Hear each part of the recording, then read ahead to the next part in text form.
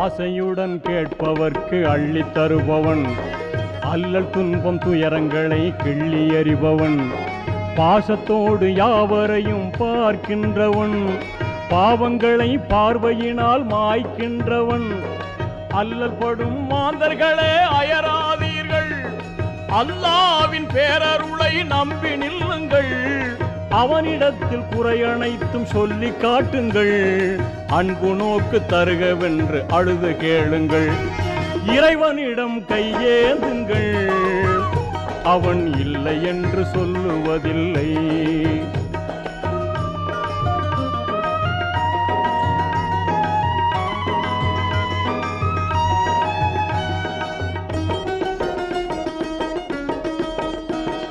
தேடும் நேயர் நெஞ்சங்களில் குடியிருப்பவன், தேடாத மனிதருக்கும் உணவளிப்பவன்.